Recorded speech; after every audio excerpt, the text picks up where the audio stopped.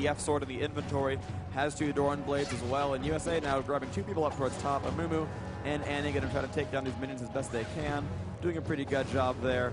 I think Annie just missed 2 last hits, letting the purple melee minion get those last those 2 minion kills, which is a little bit unfortunate, but she'll still do what she can. It actually is saving her spells now, not spending them, because she has Energize ready and wants to drop that Tiber spell whenever a team fight might show up. She does have her ult up after all. Tarek and Sona, the really unharassable lane, doing a pretty good job there at the bottom. Going to see if they can push onto this turret. But, you know, they won't. They're a little bit afraid of getting ganked. They have decent ward control, but they're not really going to get a lot out of pushing. They're not really high damage champions. They're going to go ahead and let this game keep staying in the laning phase. I think they're very confident in Big Fat GG's last hitting abilities, and they're certainly going to just wait for the new buff to spawn and try to grab a new team fight. They're really built for that team fight, and so they'd like to wait until all their ultimates are up and just orchestrate something nice and easy for them to try to just take over the rest of this game. If they win one more team fight, they'll have so much control.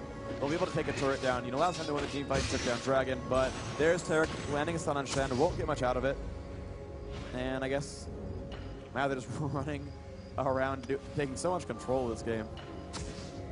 Yeah, total map control. We saw Tarek going up there. Just immediately just forced Severus out of the zone on mid there. It's just like immediately back behind the tower. You're not going to get any of this experience.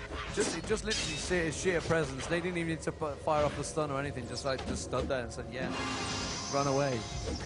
So at the moment, it is a little bit of a group stage. It's starting to form up once again. It is 5-man from the USA.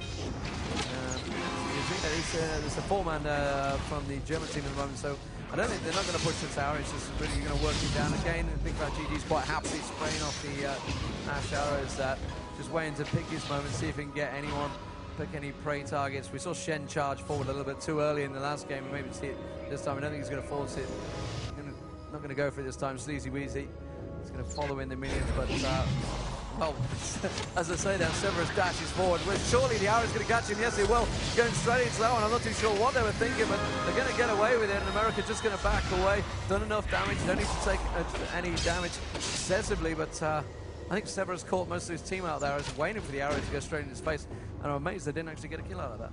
Yeah, I'm surprised too. The one thing that caught me as odd is Annie actually initiated that fight with Disintegrate as opposed to Tibbers. I did check, she did have that up at the time. She had Energize up, and they stunned Kassadin, and then she was like, Disintegrate, instead of like, Tibbers, and you know, stunning the rest of the team. And so I'm a little bit surprised that she would hold that cooldown. I know he does like to save those cooldowns. That's kind of his style. He won't cast a spell unless he absolutely needs to, and with a big cooldown like Tibbers, he will try to save that. But I felt like that was the kind of situation where it's okay to let yourself go a little wild and try to, you know, get a second stun or something a little bit special out of that. And I have to disagree a little bit with his choice there, but, you know, regardless, he still has Tibbers up. He'll get Energized up quite quickly. And, you know, no real losses there for the US team, but I feel like there might have been a kill there. But we'll see. So you can see the... I'm not too sure whether these guys have seen each other yet, so I don't want to give away what items they're wearing. I mean, they can see that they've got them in view, but until they get them in view, they can't really see what's going on. So Mumu was chased off by Morgana on top. See the actual fight that happened, but they managed to get away quite easily. So back to the lane phases. They're still just setting themselves up. They're trying to think, what are we going to go for? What do we need? You know, wards are down all over the map. We're going to be thinking, what should we go for? At the moment, the top lane is very much sort of on its own. There's stacks there. Everyone can see each other. Everyone knows what's going on. Now, Germany, last time they got caught out. They got in a little bit of trouble. They got in a little bit too early, and the US managed to turn around and catch them quite well with massive AE abilities. Like we said about Tibbers. So Tibbers now still stored up, might well have been in cooldown. So, but they're both going to back away from that fight. They're thinking, no, we're not going to go for Dragon just yet. Germany a little bit cautious about it. USA a little bit cautious about it. They're thinking Cogmore may well be a little bit more fed now, so they don't want to get caught out. So it's very much all square. They're standing around, chilling in the mid, really. They're not really, neither team going for it. They do have a lot of stake, to be fair. Yeah, so some interesting stuff going on there. The one thing that was cool to me is Amumu had an Oracle's Elixir, was taking down that ward in the back of Baron. However, once he got poked by Kassadin, he knew that the rest of the team was there and ready. And if Kog'Maw presses W and Shen taunts through the wall, Amumu would have died. And that was a smart play to, you know, it's cool to kill wards, but that death would have lost them. The next team fight would have lost them Dragon. So, you know, the risk versus reward was kill Check the river. There we go. He was chasing one down there, and they managed to get away. So there's an Oracle's Elixir on Janna as well. She has been clairvoyant, so they have taken over ward control of the Dragon. USA did CV that, so they know that Dragon's not being taken just yet. They do see Morgana and Shen, and now Kog'Maw in the middle of the map. So they know that, that Europe is, sort of far, and sure enough, there's a movement going for that ward kill. And now neither team has wards on Dragon. It's going to be all about Hawkshot and Clairvoyance. Clairvoyance, of course, with a pretty low cooldown, so that's going to be all right. And let's see what this team can do about it, because, okay, Kog'Maw will spam out. They do now have a new ward there. They do see where Dragon is, but they don't have great positioning for going for it, so it depends how quickly the US can kill this. And it looks like they will go for the commit right there. Will they be able to smite steal it? No, Cassin will jump on it, and I don't know who got it, but it doesn't matter because the team fight has started, and Morgana with a black shield, and there's the Ash Arrow. Takes Kog'Maw down. There's a solo. Kog'Maw does, in fact, die. They have killed Janna as well now, and they're jumping right in. They're going for Morgana. Morgana will land that stun. There's the stun on the Mumu trying to get out, but Shen about to drop down. Can't stun or do enough damage. She's jumping past him. There's that. And Annie with the long-range disintegrate. They have at least 4 standing members. I don't see their 5th. May have died. No, they all have full health bars, so every member of CLG is still alive. They did manage to pick up 3 or 4 kills there. Dragon did die, and I can't tell who got that. Can you press the store real quick? Yeah, 390. That is three Dragon kills and now a tower. So they have gotten every Dragon so far this game. USA haven't really lost many champions at all. And they're doing a great job here. Going to try to take on his 2nd turret. Now, Tarek is face tanking that right now despite the minion waves. He's going to be okay. He's going to self-heal right there. And there we go. This is really nice. 2 towers now down in mid. USA putting on just great team fight prowess. Doing some good stuff. Yeah, communication-wise between the 2 teams, you can see the American team. I've been watching these guys throughout this match. The US guys are talking all the time throughout this. The German team have been quite quiet. Now, the captain normally is the one that's giving it out, and he's been very, very silent in this game. So at the moment, they did lose the last match, so it's not looking good for the next one. So the confidence is obviously down a little bit. But the communication is key in this game. It is a 5v5, not a 1v1, which a lot of people like to think it is when they play solo queue. I'm back on solo queue again. You and your solo queue trades. Yeah. Tirades. I am bad at English. But yeah, I mean, at the moment, that's 2 big team fights that the US have come out on top of. So the German team, yeah, they're going to be a little bit down about that. But I got to feel that Caston should have got the silence. He was more keen on flashing in and stealing the Dragon kill. Which did he steal it? I don't think he did. And instead, he really should have tried to get the silence onto a Mumu or Annie. But either way, Mumu happily got the AE off. Annie happily got Tibbers down. And suddenly it's just like, bang, that's a whole lot of AE. You're not going to do anything about it. And they just got completely creamed in that team fight. And that's what's happened in the last 2 fights. So I thought when I saw Caston, I thought, well, Annie's in trouble because he's just going to be on him all the time. But at the moment, it's not really happened that way.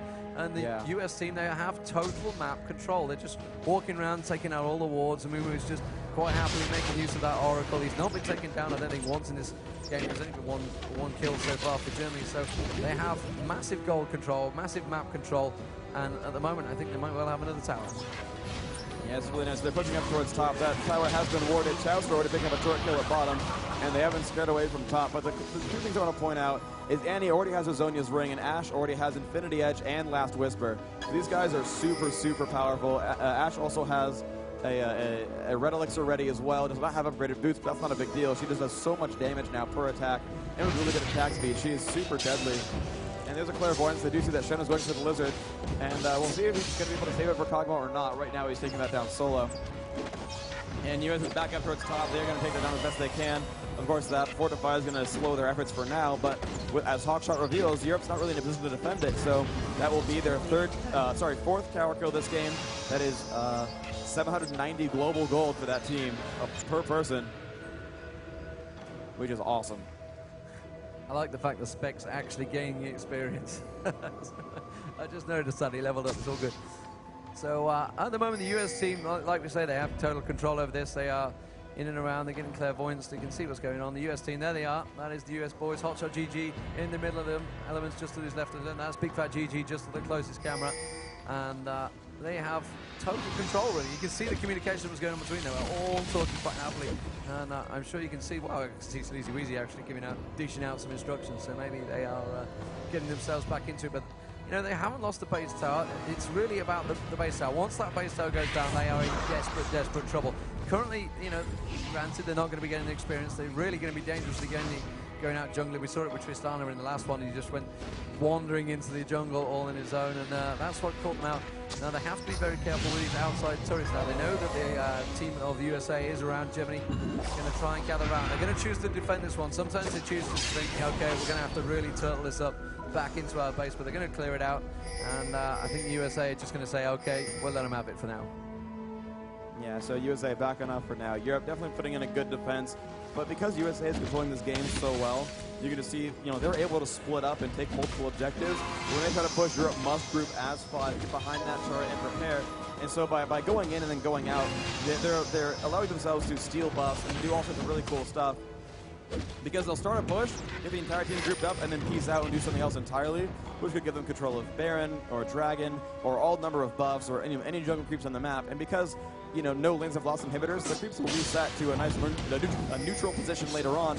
So no team is really giving up farm by doing this. They're simply just doing good stuff there. So Europe has Clairvoyance over there on the other side of Golem. And looks like USA will not initiate on Golem for that reason, knowing that they will be initiated upon in really bad positioning. Right here is actually a great place for Kog'Maw to fight because it's a very narrow choke point and you can't really dive past that to get to him. Kog'Maw super long range, really good damage output.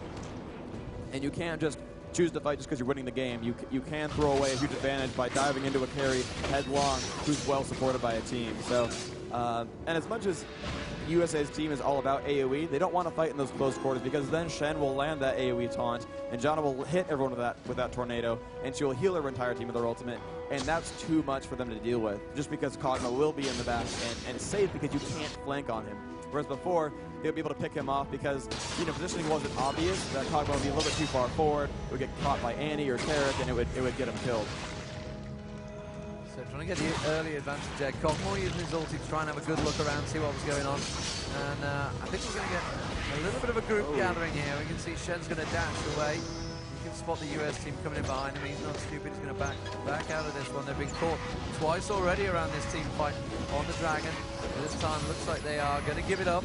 They're going to let the US team have Dragon. Yes, they will. So that is the third Dragon? Fourth Dragon. Fourth Dragon now in a row. So that's a lot of gold right there that they're getting the advantages. The gold, the experience, they are getting it all at the moment. The US team really have complete total map control. The German team just didn't want to know. They're going to back away. But purely for the fact they would have lost the base there if they'd lost that fight. And probably an inhibitor as well. So at the moment, the US team, they just have complete control. And really, the Germans are at their win. And it's going to be a case of, I think, maybe now, whether it's going to be down to a Baron fight, I don't know. Whether they're going to try and catch them. But I don't think the US team are going to go for a Baron fight unless they get a couple of kills. So at the moment, it's going to be very much a stalemate. And probably that top or bottom tower is going to be the next focus point. Yeah, so let's see what's going on now. USA will back off after that push. Mumu will come up towards the top to farm those minions off of that tower. There's the bandage toss, Tantrum, and Despair going out, going to get as much gold as he can. And yeah, this would be a nice little gold farm for Mumu. And the tower is safe as well. But the tower is kind of low, so Europe could at some point stage a push there up top. Yeah, that'll be a nice push for them whenever they go for it. I wish they had Fish of Fate right now because they could just take that down and then, you know, teleport right out. But USA making the smart choice of banning him away, and actually Kobe missing all those last hits, but Kassadin has found a teammate. Oh, there's a Black Shield in perfect time, and that's going to keep him from getting stunned by Asher or Tarek taking some damage, but he is Tarek, so he's probably fine. Dark Binding just barely misses. There's the Clairvoyance, seeing that USA is not grouped up there. They're all going to retreat for now. Not quite sure why they were trying to gang on target. I mean, whether he's just purely the nearest target, they were thinking, okay, we'll get him. I mean, he was probably the worst target of those three there to try and pick, but I guess Big Fat GG's not thinking, you're not going to catch me out like that. Someone's been caught by the Dark Bindings, but that's not going to be too bad. He's just going to walk away. It's quite fine. So a little bit of a push from Germany there. They're trying to catch the US team in a 5v4 advantage. While Amube went up to that top lane, and they could see it on the map, see what was happening. But at the moment, it's all square once again. They're just feeling each other out, as it were, and clearing out one shot if they ward there. I think just clearing out, feeding out each other's teams at the moment. You can see the stacks, the minion stacks. That's going to start becoming a problem now. As you can see, the US have got the top and bottom minion stacks starting to build up. If they can start building the middle one, I can get my words out. You can see they're starting to build up. So that.